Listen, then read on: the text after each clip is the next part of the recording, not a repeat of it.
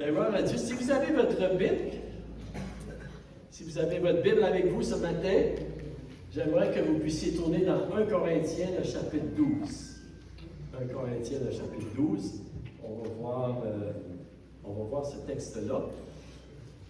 Et puis, le titre du message, j'aimerais vous partager, ça s'intitule « Pourquoi j'ai besoin de l'Église et pourquoi l'Église a besoin de moi ?» Et en fait, c'est le troisième message que je vous partage avec ce titre-là. Puis, dans les dernières semaines, je vous ai parlé justement des messages concernant l'importance de l'Église. Hein? Son importance pour nous individuellement et aussi l'importance pour l'Église. L'Église a besoin de nous et nous avons besoin de l'Église. Ça marche dans les deux sens, vous savez. Et pourquoi est-ce que ça marche dans les deux sens? Bien, nous avons vu rapidement que l'Église, c'est ma famille. Hein? Et on a besoin d'une famille. Et Dieu a pourvu une famille pour nous, une famille chrétienne. Et Dieu nous bénit énormément à travers cette famille, comme on a justement entendu un témoignage ce matin. Parce que l'Église aussi, c'est mon école. On a besoin d'être instruit de la parole de Dieu, d'apprendre la parole de Dieu. Et Dieu, il permet qu'on ait une Église pour apprendre, pour être enseigné. C'est pour ça qu'il donne des dons à des personnes pour enseigner aussi. Et aussi, on avait dit que l'Église, c'est mon armée. Hein? Et quand on est chrétien, nous sommes dans une guerre spirituelle, qu'on le veuille ou pas. Et un soldat qui est seul pour combattre la multitude de ses ennemis, il est très vulnérable. Et c'est la raison pourquoi on a besoin d'une armée. Dieu pourvoit une armure pour nous, mais pourvoit une armée aussi pour nous aider. Et aussi, nous avions dit que l'Église, c'est mon organisation. Hein? L'Église, on pourrait dire, c'est là où ce que Dieu nous regroupe ensemble, nous amène ensemble, il nous mobilise et il nous établit hein, comme des sentinelles. Hein? Toi, tu vas être là, toi, tu vas être là, toi, tu vas être là. Et il nous équipe pour ça. Et ensemble, on peut vraiment combattre et faire une différence pour le royaume de Dieu. Vous êtes avec moi?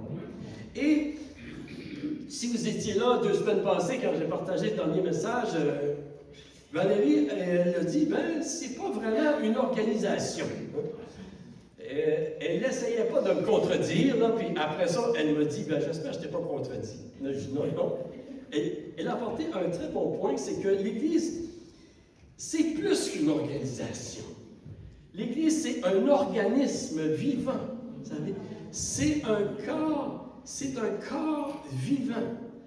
Et en fait, c'est ça, l'Église, c'est vraiment un organisme vivant. C'est comme un corps composé de plusieurs membres, avec la vie intérieure, avec le souffle de vie de Dieu, finalement, comme on a chanté ce matin.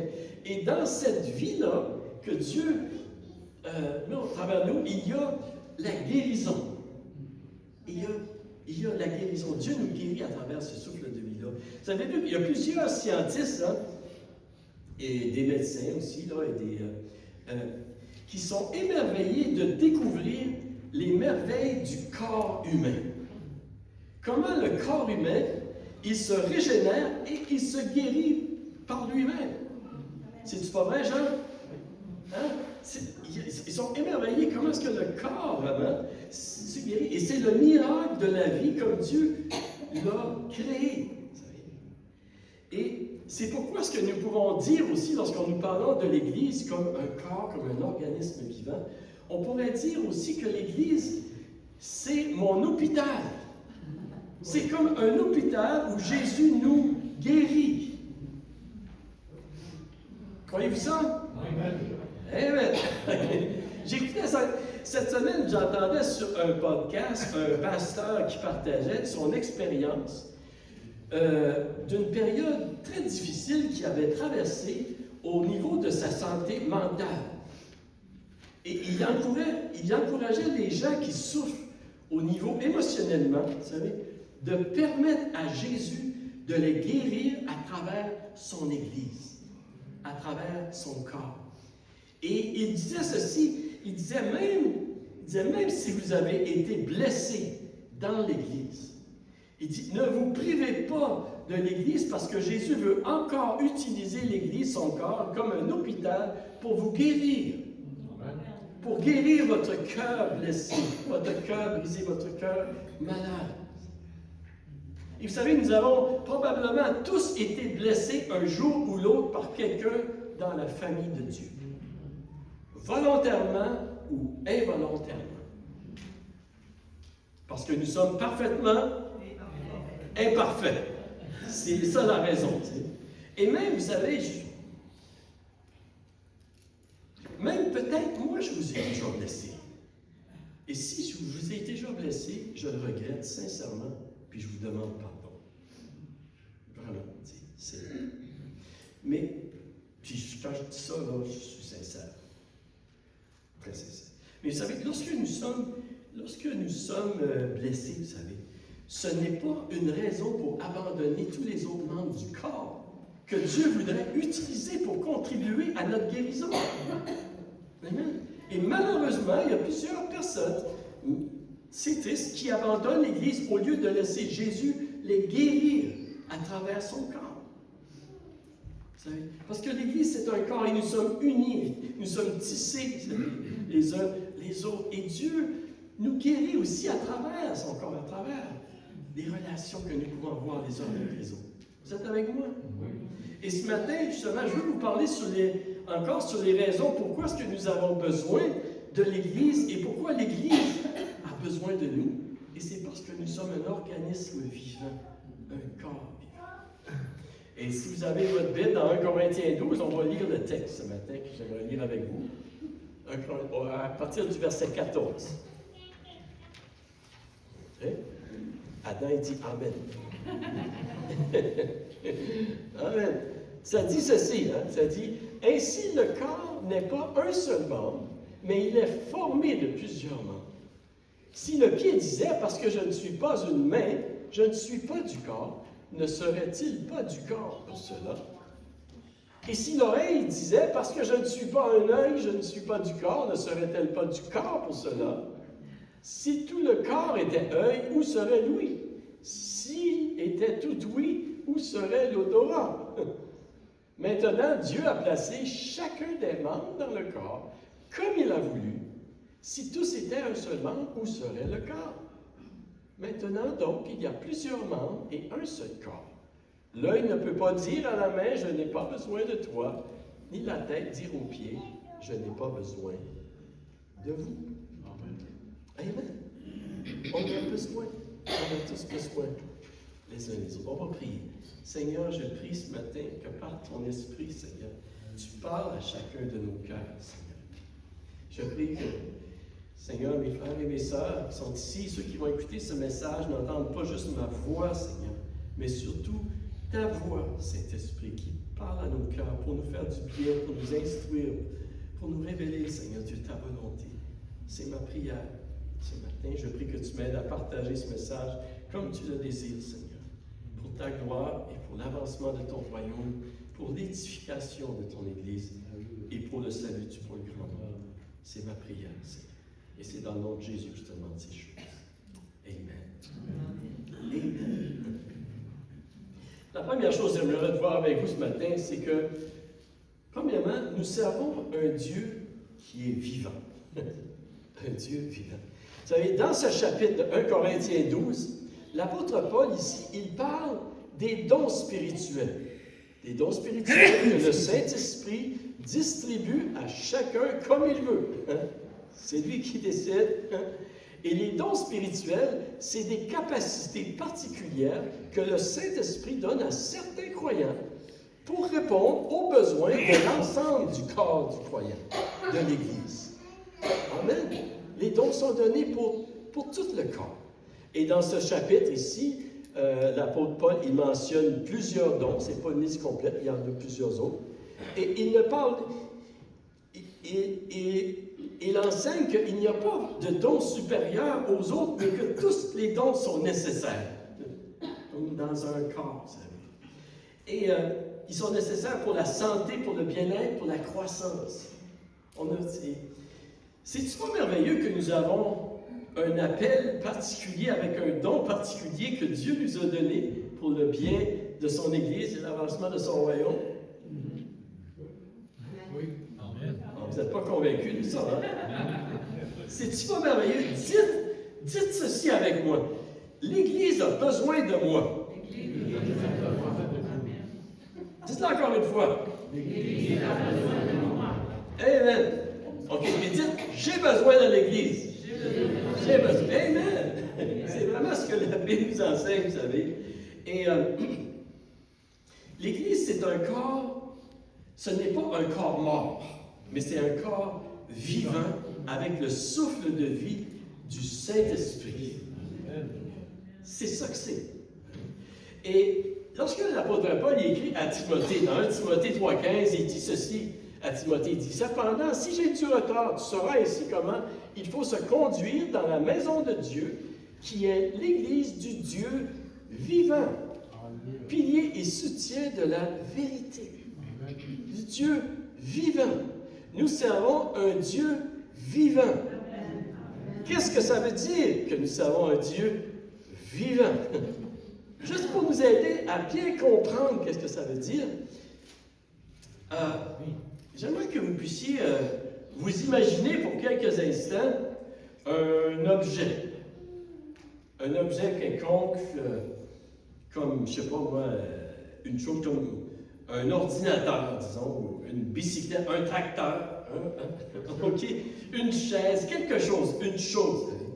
Disons une auto, on va prendre une auto aussi. Une auto, c'est le rassemblement de plusieurs choses matérielles, de plusieurs matériaux de construction sans vie, qui sont réunis ensemble, attachés ensemble, et forment un tout que l'on appelle une auto. OK? Ça s'applique à beaucoup de choses.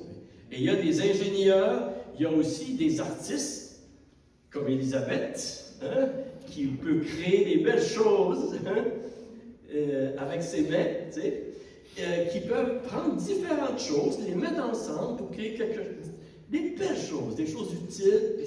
Et vraiment, c'est un don de Dieu. Mais il n'y a pas de vie organique dans ces choses-là. C'est des choses.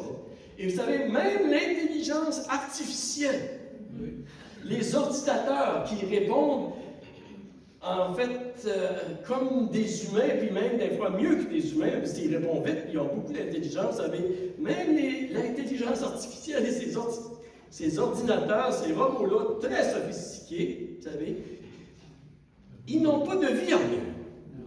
Ce sont des choses. Amen. Ce sont des choses. Ils n'ont pas de sentiments, ce ne sont pas des personnes humaines, ce sont des machines. Amen. Et ne l'oublions jamais.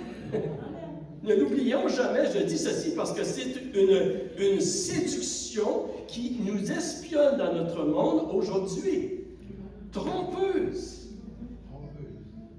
Et si vous êtes au courant de ce qui se passe, des fois, avec les jeunes, ils ont des amis, c'est la machine qui est plus leur ami que les personnes.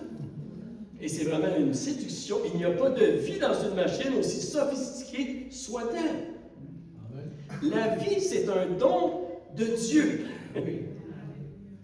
Je peux vous dire, quand j'ai vu la photo du bébé hier, là,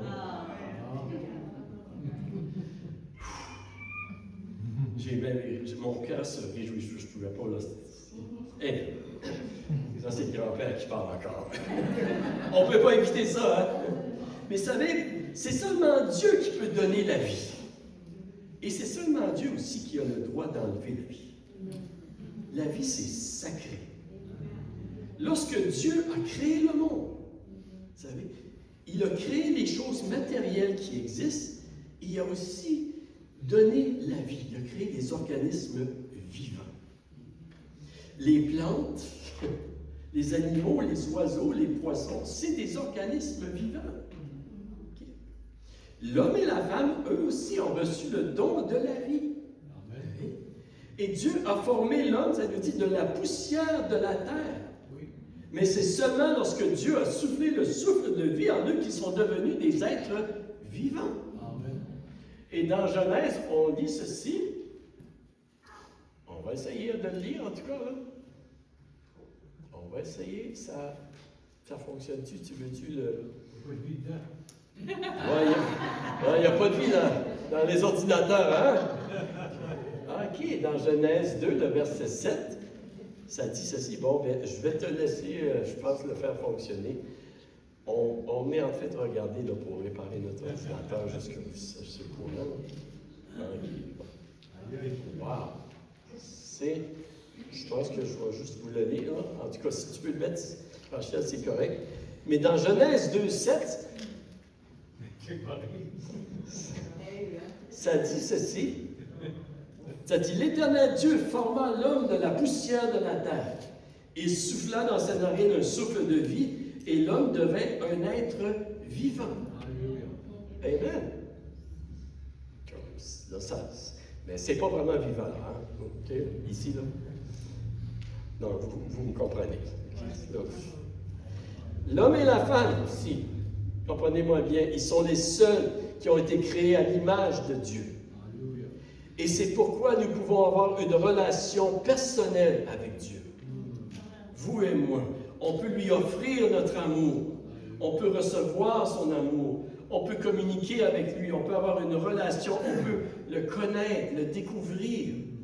C'est ça que Dieu désire pour nous. Amen. Et c'est la raison pourquoi il nous a créés à son image. Et la vie, ça vient de Dieu. Elle est un don de Dieu. Et c'est une raison pourquoi nous devons respecter la sainteté, la valeur et la dignité de chaque vie humaine. Alléluia. Un bébé, un fœtus aussi, un enfant est un don de Dieu. Une personne, quel que soit son âge, quelle que soit sa couleur, sa condition, vous savez, c'est un don de Dieu. La vie appartient à Dieu. Et c'est dans un système social qui respecte la dignité de chaque individu, de chaque vie humaine, et qui la gère dans la justice, dans la droiture, dans l'équité. C'est dans un contexte comme ceci qu'une société peut s'épanouir librement et paisiblement pour le bien de tous, comme le Créateur le désire. Amen. On n'est pas des machines. Et nous ne sommes pas des simples cellules aussi et des simples particules chimiques de poussière agencées ensemble par hasard pour former un tout. Non. Et nous ne sommes pas non plus des animaux vivants qui ont évolué. Nous sommes des êtres vivants créés à l'image de Dieu pour refléter la bonté de Dieu, sa justice, sa gloire. Nous avons une conscience, une intelligence, une capacité d'aimer, une capacité de penser même pour l'éternité. Dieu a mis la pensée de l'éternité en nous. Et ça, c'est seulement nous que Dieu nous a créés de cette façon. Et chaque être vivant sur la terre possède cette dignité, cette valeur équitable devant Dieu. Et c'est important qu'on puisse réaliser ceci. Vous êtes avec moi? La deuxième chose que je veux voir avec vous ce matin, c'est que nous servons un Dieu qui redonne la vie. Qui redonne la vie.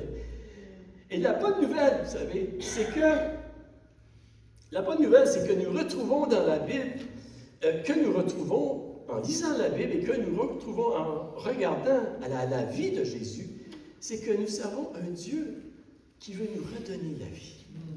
Même si nous avons péché et désobéi contre Dieu, notre Créateur, et ceci a causé notre séparation d'avec Dieu, notre mort spirituelle, Dieu a permis une manière par laquelle notre relation peut être restaurée, qu'on peut être réconcilié, justifié avec lui. C'est merveilleux. Une manière par laquelle on peut retrouver la vie. Spirituellement, on peut retrouver la vie. L'apôtre Paul, il dit ceci dans Romains 5. Hein? Il dit, ainsi donc, comme par une seule offense, la condamnation a atteint tous les hommes, de même, par un seul acte de justice, la justification qui donne la vie s'étend à tous les hommes.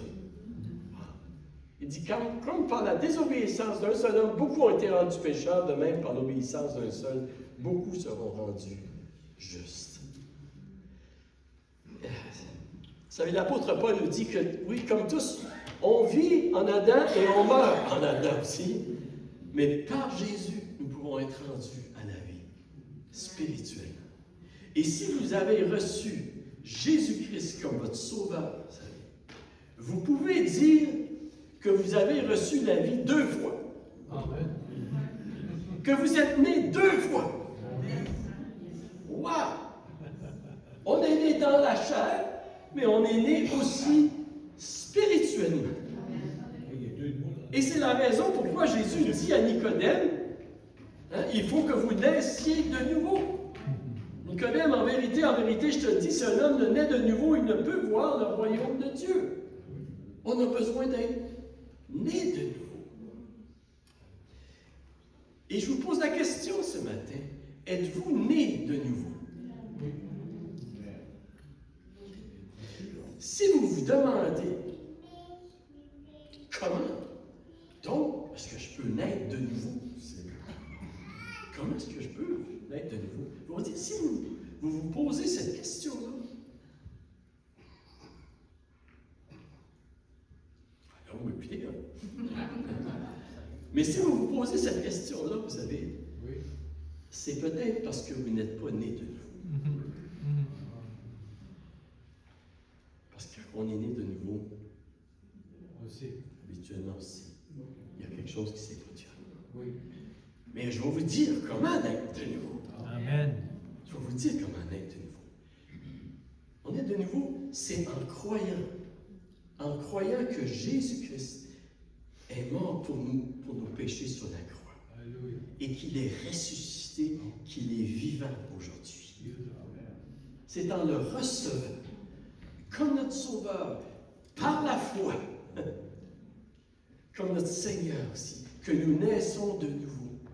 Et c'est là que la vie vient en nous, c'est là que le Saint-Esprit, le souffle de vie vient en nous.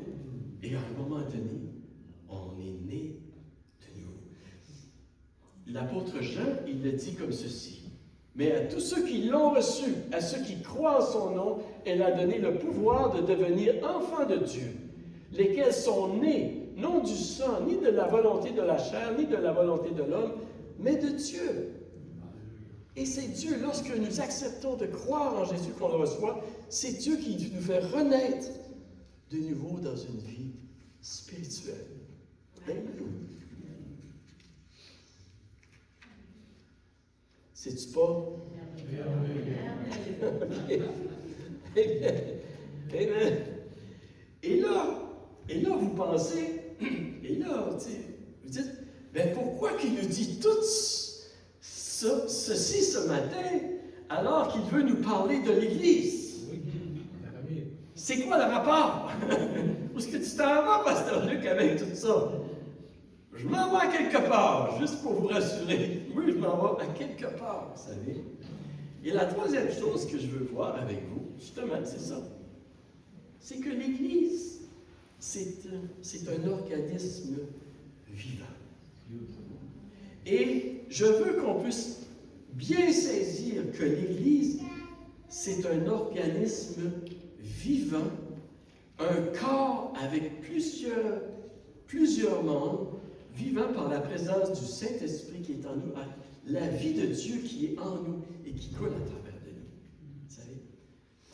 Nous sommes non seulement des êtres vivants humainement, là, dans la chaise, mais nous sommes aussi spirituellement vivants par le Saint-Esprit qui est en nous.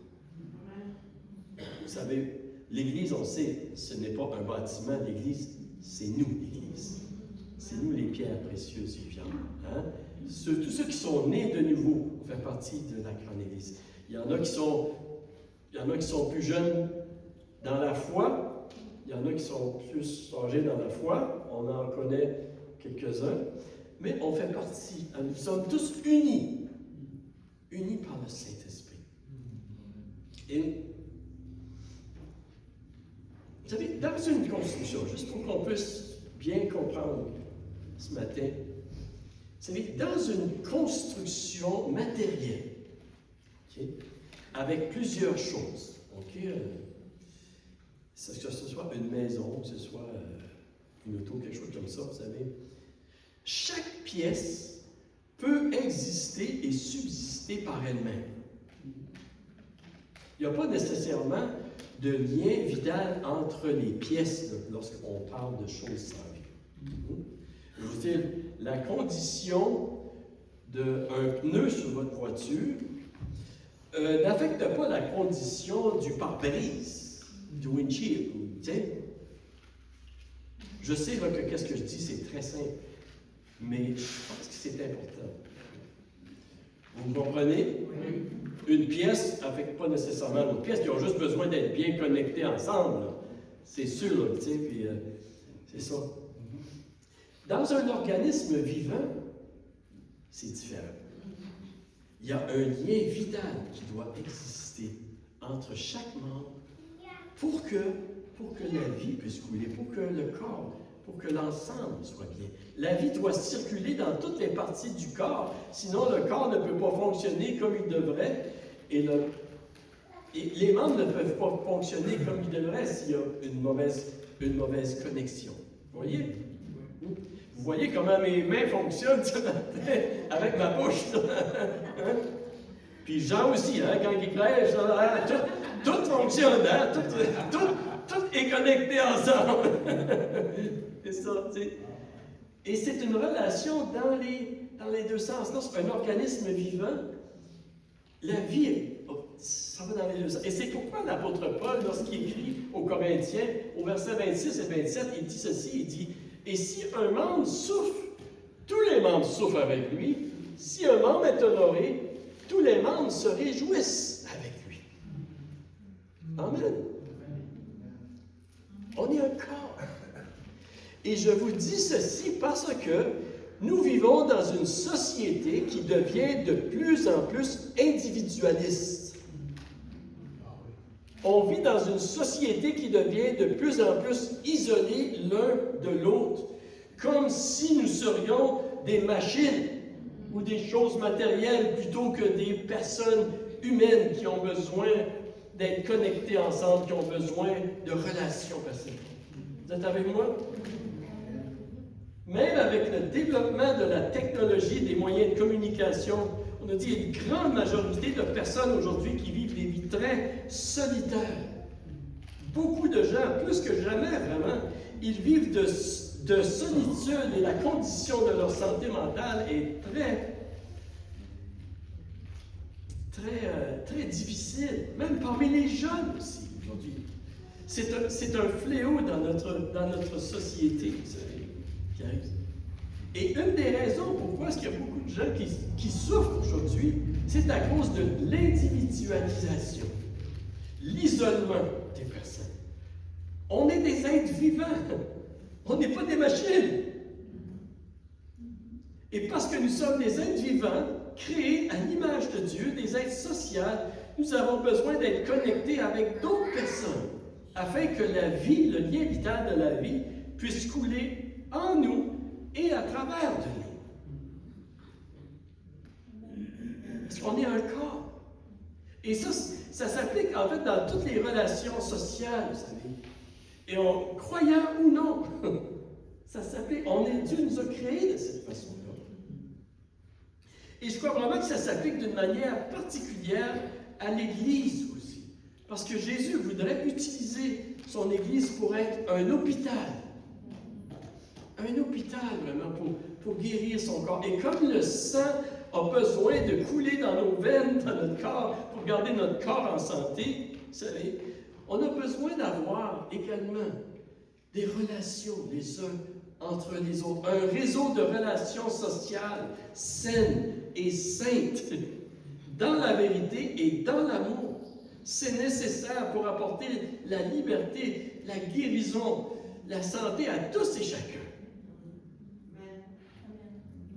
C'est un corps, et c'est pourquoi nous avons besoin d'un corps en santé. Oui. On pourrait dire une église en santé. Si. Où je peux m'attacher pour recevoir la guérison que j'ai besoin, et aussi pour concourir à la guérison des autres membres du corps. Nous, on est un corps. Et vous savez, toute la Bible parle de ce sujet-là crucial. La Bible dit, aimez-vous les uns les autres, hein? Veillez les uns sur les autres, supportez-vous les uns les autres, exhortez-vous les uns les autres, partagez les fardeaux les uns les autres, hein? Soyez patients les uns les autres, priez les uns pour les autres, confessez vos péchés les uns pour les autres afin que vous soyez guéris. C'est partout. Parce que nous sommes un corps, parce qu'on a besoin. Dieu l'a créé comme ça. Vous savez, il y a beaucoup de souffrances dans notre monde aujourd'hui. Il y en a eu depuis longtemps. Hein? Depuis toujours. En fait, et il y en a encore aujourd'hui. Et ça semble comme ça devient de plus en plus difficile. Et Jésus a dit qu'il allait avoir des temps difficiles, même que l'amour du plus grand nombre allait se refroidir. Hein? S'il y a des... Mais Dieu a une réponse à la souffrance. Et la réponse à la souffrance, vous savez, bien, la réponse, c'est Jésus. Premièrement, c'est Jésus. C'est de recevoir l'amour de Dieu manifesté en Jésus-Christ. C'est là que ça commence. Hein? Il faut naître de nouveau. Oui, c'est là que ça commence, d'être réconcilié avec Dieu, de notre relation avec Dieu, recevoir l'amour de Dieu. Ça, c'est, écoutez là, ça c'est la première chose. Hein? C'est là que ça commence. Et la réponse aussi à la souffrance de Dieu, c'est aussi l'Église de Jésus-Christ. C'est aussi son Église. Et lorsque les enfants de Dieu reconnaissent qu'ils sont un dans un corps, vous savez, vivant, formé de plusieurs membres et qui ont besoin les uns des autres, et qui marchent dans cet amour-là qu'on voit dans la parole de Dieu, vous savez, ça amène beaucoup de guérison. La vie jaillit, la vie coule, la vie circule. Vous êtes avec moi? Oui, c'est pourquoi nous avons besoin de l'Église et l'Église a besoin de nous. J'ai besoin de mon frère et de ma sœur. Et mon frère et ma sœur ont besoin de moi. Et ça va contre la pensée individualiste qu'on vit dans notre société aujourd'hui. On va contre-courant. Certainement. Et Jésus a besoin de son corps aussi sur la terre. Hein? Un corps en santé dont la circulation vitale se déplace bien. Hein? On est les mains du Seigneur, on est la voix du Seigneur, on est les pieds du Seigneur, vous savez. Et Jésus veut que son corps puisse s'édifier dans la vérité et dans l'amour. Et une fois que cette vie-là coule au milieu de nous, Jésus voudrait qu'elle puisse couler à l'extérieur. Dans notre monde. Hein? Jésus a dit, aimez-vous les uns les autres comme je vous ai aimés, et c'est là qu'ils vont connaître que vous êtes mes disciples. Ça commence ici, mais il faut que ça aille à l'extérieur. Et les souffrances de la solitude et de la santé mentale dans notre monde, vous savez, en fait, c'est une opportunité pour l'Église de laisser la lumière briller, de laisser la vie couler à travers de nous, et qu'elle soit déversée dans notre monde. C'est une opportunité, vous savez.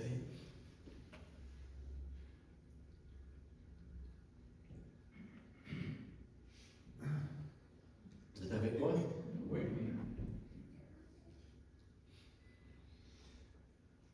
OK. Je veux juste dire quelque chose ici. Je ne sais pas si je l'ai dit ou pas, mais là, OK. La dernière chose que je veux voir avec vous, là, c'est dans l'amour que la vie circule. OK? Vous savez,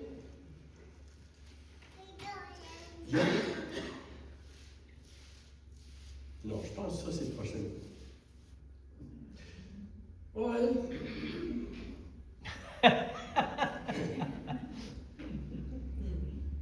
Vous savez, il faut s'aimer les uns les autres.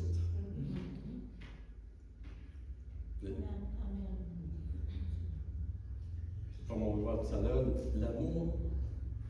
OK, tiens, on voit dans Colossiens 3, 14 et 15, l'apôtre Paul, il dit ceci. Il dit, mais par-dessus tout cela, revêtez-vous de l'amour, qui est le lien de la perfection. Que la paix de Christ à laquelle vous avez été appelés pour former un seul corps règne dans votre cœur et soyez reconnaissants. Amen. C'est lorsque l'amour règne dans le corps de Christ, c'est là que la circulation du flot de vie, l'Esprit de Dieu, coule. L'amour, c'est le lien de la perfection. Dieu habite dans l'amour. L'apôtre Jean nous dit, vous savez, que si nous nous aimons, Dieu est au milieu de nous. Mais si nous nous arrêtons de nous aimer, le Saint-Esprit, nous attristons le Saint-Esprit. Nous étouffons le Saint-Esprit, vous savez. Et c'est important. Dans 1 Corinthiens 13, lorsque l'apôtre Paul parle des dons spirituels, il dit, si vous n'avez pas l'amour, ça ne sert à rien. Pour avoir tous les dons spirituels, l'amour, c'est extrêmement important. Amen. Et c'est dans l'amour que la guérison, que se fait dans le corps de Christ. OK, je vais le dire. Vous savez, il y a des gens qui aiment beaucoup l'Église, mais qui aiment moins leurs frères et leurs sœurs.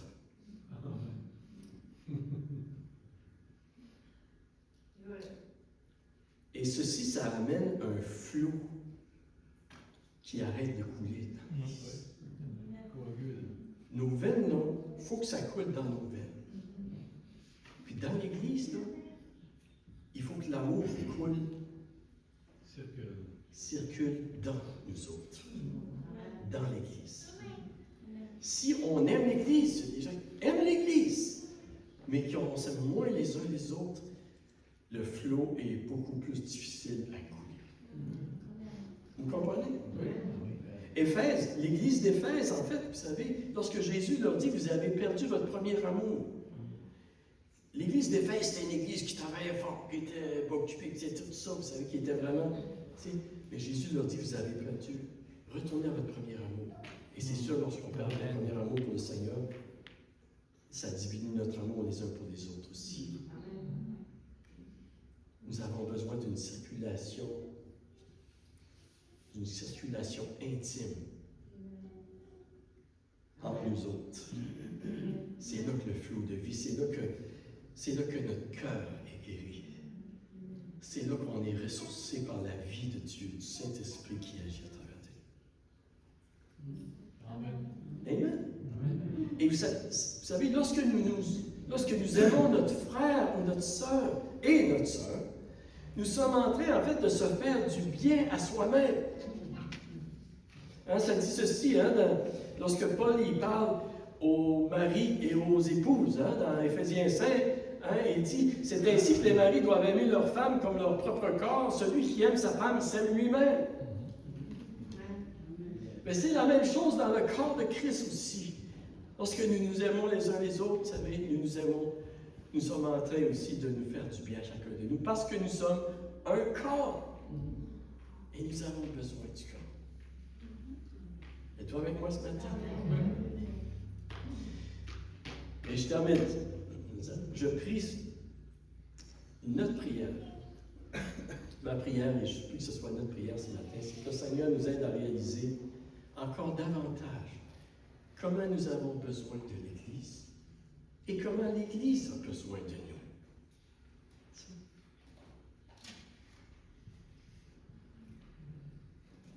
nous. L'Église a besoin de vous.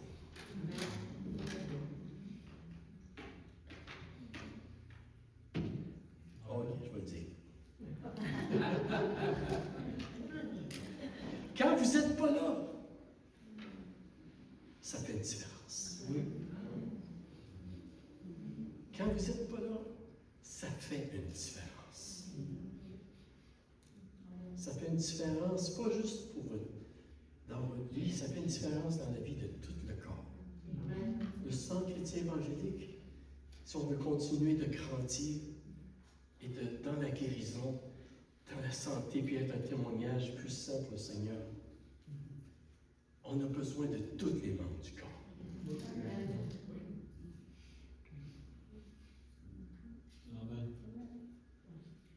Amen. Amen. Et je prie une deuxième chose aussi, que ce soit notre prière, que nous réalisons encore davantage l'importance de s'aimer les uns les autres. L'apôtre Pierre, il dit, aimez-vous ardemment. Ardemment, dans 1 Pierre 4, 8, vous pouvez le lire. Qu'on ait vraiment de l'amour les uns pour les autres. Comme la Bible le dit. Puis ça veut dire, qu'est-ce que ça fait l'amour, selon 1 Corinthiens 13? L'amour est patient, est plein de bonté. OK, pasteur vient de prendre un break, quelqu'un d'autre. Qu'est-ce que ça fait l'amour? L'amour pardonne. Pardonne tout. Supporte tout. C'est n'importe.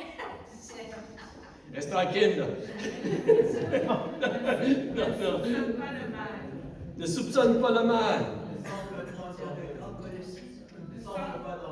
Ne s'enfle pas d'orgueil. Ne juge point.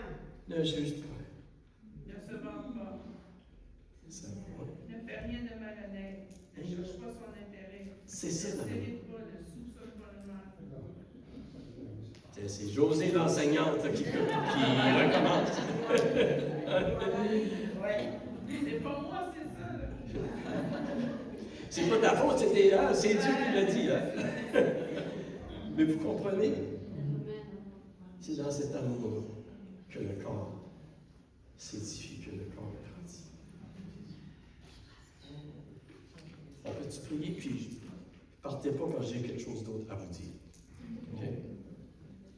Seigneur, merci Seigneur, que tu nous as créés, Seigneur, tu nous as donné la vie, puis tu nous as créés de cette façon, Seigneur, que nous avons besoin. Nous avons besoin, oui, de toi, et nous avons besoin les uns des autres, Seigneur. Ça nous aide à être unis ensemble, Seigneur. Et je prie que nous réalisons encore davantage, ce matin, à travers ce message, comment nous avons besoin, oui, de nos frères et de nos sœurs, et que nos frères et nos sœurs ont besoin de nous aussi, Seigneur. Que le corps a besoin de nous aussi. Le sang chrétien a besoin de chacun de nous pour te servir, pour ta gloire, Seigneur, et pour grandir comme tu le voudrais, Seigneur. Et je prie que tu nous aides à réaliser l'importance de l'amour les uns pour les autres, Seigneur. Afin, Seigneur, que ta vie coule en nous, le souffle de vie coule à travers de nous. C'est ma prière, Seigneur. Et apprends-nous maintenant à nous aimer, comme toi tu nous as aimés, Seigneur. Merci, Seigneur. Merci, Seigneur. Je te demande toutes ces choses, Seigneur, pour l'avancement de ton royaume, pour ta gloire, pour l'édification de ton Église et le salut du plus grand nombre. Au nom de Jésus, je prie. Amen. Amen. Amen. Et la prochaine chose que je voulais vous dire, c'est que ce matin, nous voulons féliciter José pour la graduation de son certificat au Collège biblique IBQ. José, elle a complété 10 cours à l'IBQ. Et en fait, la graduation, c'est la semaine prochaine au collège. Mais nous, on a décidé de célébrer aujourd'hui.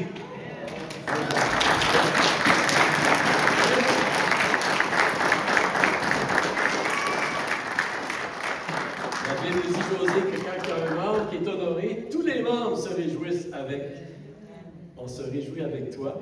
On veut te féliciter pour ton effort, ta persévérance, ta persistance. Et je crois qu'on est tous d'accord pour dire que José, le Seigneur lui a donné un don pour enseigner la parole de Dieu. Amen. Et tu as entrepris de développer, ton don, ça ne sera pas long, Lise. Ça sera pas long. Tu as entrepris de développer ton don, José, et puis on veut vraiment te célébrer. Puis j'aimerais de t'inviter de venir aussi. Et avant que je permette à peut-être des personnes ce matin, si vous voulez, vous avez été peut-être bénis. Vous avez peut-être été bénis de différentes manières à travers José. Je vais vous permettre de partager un petit quelque chose, mais j'aimerais ça que, José, tu nous dises, en commençant, tu nous parles de ton parcours à IBQ. Comment ça a commencé, puis un petit peu où est-ce que tu es rendu aujourd'hui? Merci beaucoup. Ouf, je ne m'attendais pas à ça, là. C'est ça qu'on voulait. Ah! Jacques, t'étais-tu au courant? Non. Il fait non. Mais moi, j'ai étudié beaucoup dans ma vie. J'aime beaucoup étudier, mais j'avais perdu le goût d'apprendre. Pas le goût d'apprendre, mais j'avais perdu le goût d'étudier, d'aller à l'université, tout ça. À un moment donné, c'est revenu. C'est revenu. Puis là, j'avais parlé avec Pasteur Luc, tout ça, puis j'ai décidé d'aller à l'IBQ. Et je peux vous dire que c'était pas naturel. Ça venait pas de moi. Parce que j'avais vraiment comme aucun intérêt pour étudier dans aucun domaine. Mais là, j'ai commencé, puis c'est sûr que là, il y a des attaques. Tu sais, t'es une femme, premièrement. Qu'est-ce que tu penses que tu vas faire? Qu'est-ce que tu penses que t'es? Pourquoi tu vas-tu être capable? Tu sais, vous savez, là. Tu sais ce que tu as fait dans le passé, pour qui tu te prends pour aller devant le monde puis enseigner. Puis en tout cas, bla. Puis le Seigneur m'avait donné un verset, c'était « Dieu choisit les choses folles du monde ». Puis c'est ça que... Puis je me disais, moi, je suis une chose folle, parce que je sais que je ne suis pas parfaite, tout ça. Bon, en tout cas, bref. C'est ce verset-là qui m'a porté tout le long de mes études. Puis là, on dirait que j'ai comme le goût de continuer. On verra. En tout cas, je veux vous remercier beaucoup pour ça, vraiment. Je ne suis pas une personne qui aime les cérémonies, fait que c'est pour ça que j'allais pas à Montréal. Là. Mais je suis contente de le célébrer dans ma famille, dans mon église. Puis Dieu a vraiment mis dans mon cœur un amour pour le corps de Christ, pour l'Église. Puis ça aussi, c'est pas naturel. J'ai pas été élevée dans l'Église du tout. J'ai pas grandi dans un milieu où les gens valorisaient l'Église, au contraire, pour toutes sortes de raisons. En tout cas, je suis contente. Merci. Ça fait vraiment plaisir. Amen.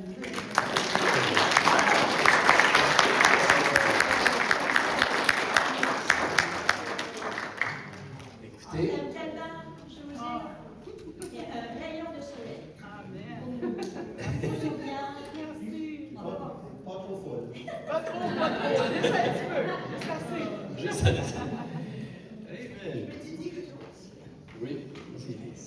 Je vous dis, première des choses, peu importe ton couronnement de la vie de ton chéri de ma famille, là, aujourd'hui, vous avez rendu certaines de la personne plus que jamais. Tu sais, comme. Parce que, tu sais, t'es avec le Seigneur. Je pense que. M'entends-tu? Ben, je vois. Ok. On va. J'avais dit que je pense que maintenant, tu t'aimes plus que tu t'aimais avant, plus que jamais. Parce que tout ce que tu as étudié, tout ça fait un travail, on dirait que je suis certaine qu'à un moment donné, tu as donné ça pour ça, ça fait que bravo, tu es inspirant, puis moi, je suis très contente pour toi. Puis toi aussi, en passant, je voulais dire félicitations de façon comme, tu sais, j'ai prié cette année, ce soir-là, puis je suis contente. Merci. Je pensais qu'elle allait avoir vendredi. Comment que? Oh, Hey.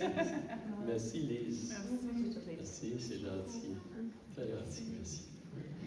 Oui, OK. Est-ce que vous entendez bien? Je peux aller avec le micro pour que tout le monde entende bien. Cindy, tu veux dire quelque chose? Bonjour. Salut mon ami. Je veux juste dire que j'ai vu ta persévérance à travers ta fidélité à étudier, même à travers des défis que tu as eus dans les dernières couple d'années. Puis tu es un serviteur, puis je te respecte beaucoup, puis je suis fière de toi. Merci Seigneur. Merci Joe.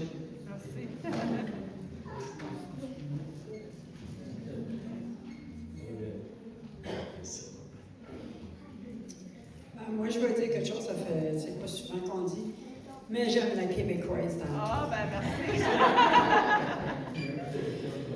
Joe Capard, José, vraiment, à toutes les fois que tu enseignes, tu apportes quelque chose avec clarté, c'est simple, mais c'est en même temps, ça nous révèle vraiment ce que Dieu a mis sur ton cœur. Puis l'humour que tu apportes, t'es vrai, t'es toi-même, c'est le don de Dieu, comme tu dis, c'est pas naturel, puis ça paraît que c'est pas naturel, ça vient vraiment, puis ça coule. Puis en tout cas, moi, toutes les fois que je t'entends, il me semble après, je vais vite, puis nothing to you, là, mais vraiment, là, on veut qu'elle continue parce que, en tout cas, c'est plaisant. Fait que continue, puis je veux juste t'encourager. Ah,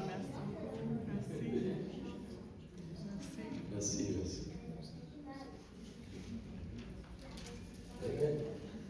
Ben, moi, je peux vous dire, j'étais ici pour une étude biblique là, le mercredi soir. C'était José qui enseignait. Puis je disais, wow! J'ai dit, vraiment, là, ça serait bien mieux que ce serait José qui enseigne. Ça va vous coûter plus cher, exemple. Ouais. J'étais vraiment béni, en tout cas. Amen. Est-ce qu'il y a quelqu'un d'autre avant qu'on aille pour la collation ce matin? Oui, Magloire, viens, Magloire. Oh, mon petit frère.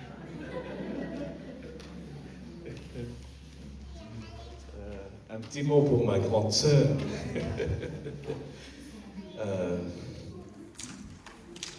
J'osais dire, on est très fiers de toi.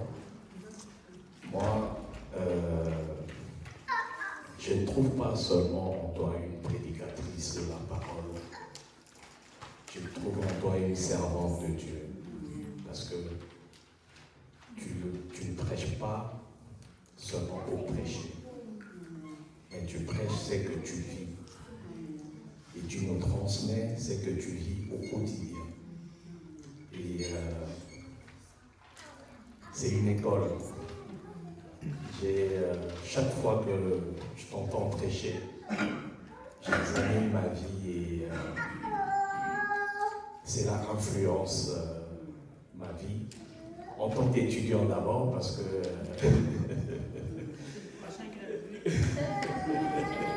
tu as été aussi un mentor pour moi dans ces études à l'IBQ. Et cela m'influence et je me dis, je vais y arriver.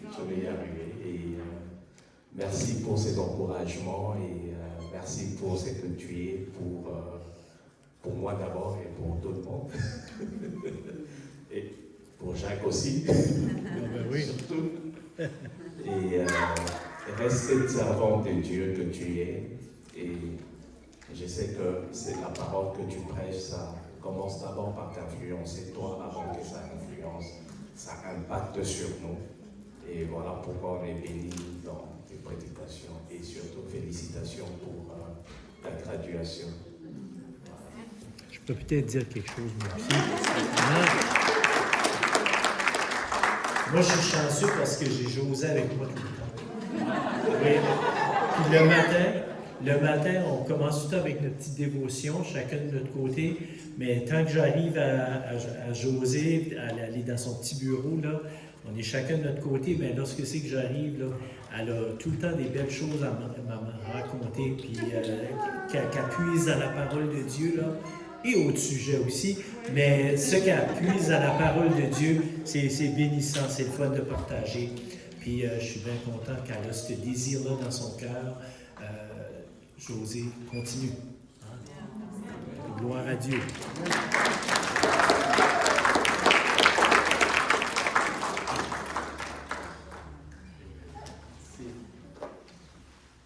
Vous savez, discours au collège biblique à l'IBQ, là, il faut le faire.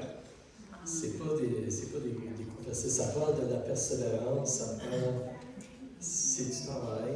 Et mais c'est bien, je pense que ma gloire, tu peux le voir, et Guylaine aussi. En fait, Guylaine, toi, tu continues aussi là, ton certificat. Amen. On est béni au centre chrétien évangélique d'avoir des bons prédicateurs, des personnes qui sont formées. Mais, anyway, merci beaucoup, José. Merci.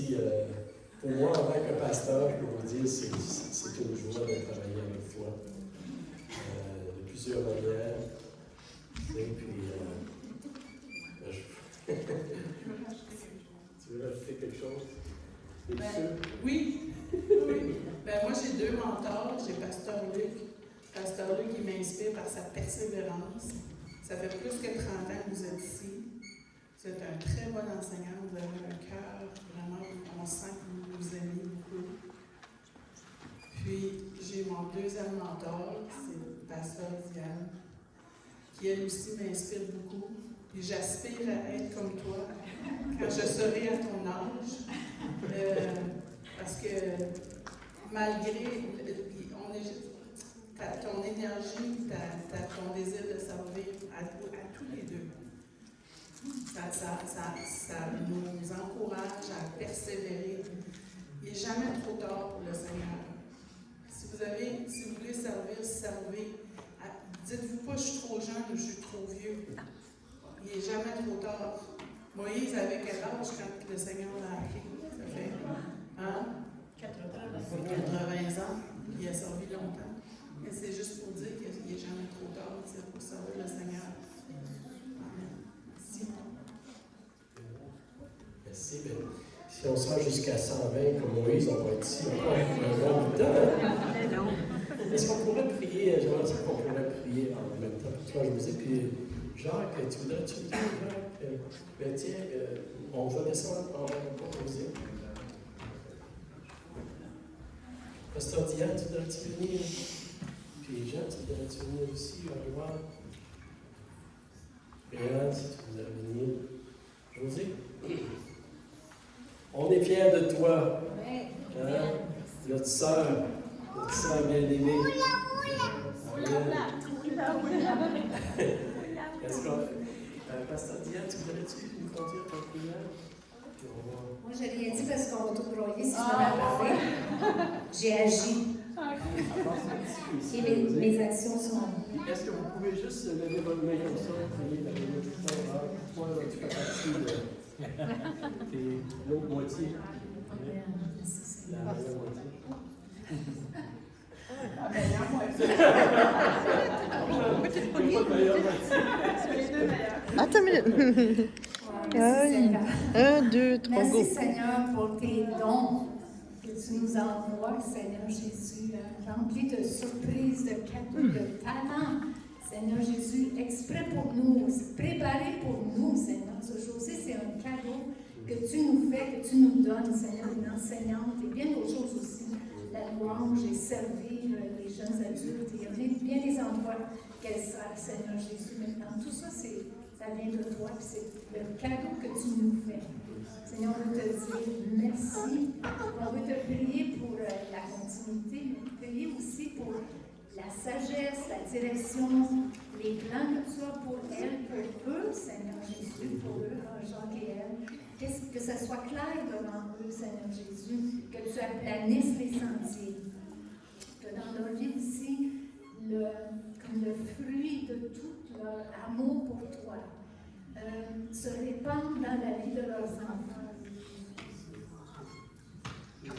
Va les chercher, Seigneur. Ramène-les, Seigneur. Va les chercher, Seigneur. Tu sais que tu vas chercher la petite brebis qui est perdue. Va les chercher, Seigneur Jésus. Ouvre les yeux de leur cœur pour te voir à nouveau, Seigneur Jésus. Ce sera comme la bénédiction qui vient à la suite de l'obéissance à ton appel. Bénis-les abondamment, richement, avec la joie. Oui, c'est une vie on voit la joie, on vit la joie avec elle. Continue à faire fleurir ça, Seigneur. Et tout ce qui sont ensemble, les Jacques, Seigneur, tous les talents qu'ils ont, Seigneur Jésus, Que tout ça remonte à toi comme une louange, qui est un parfum pour toi, Seigneur. Oui, on te dit merci. Oui, on te demande de libérer. Oui, on te remercie. Encore une fois, dans le nom de Jésus. Amen. Amen.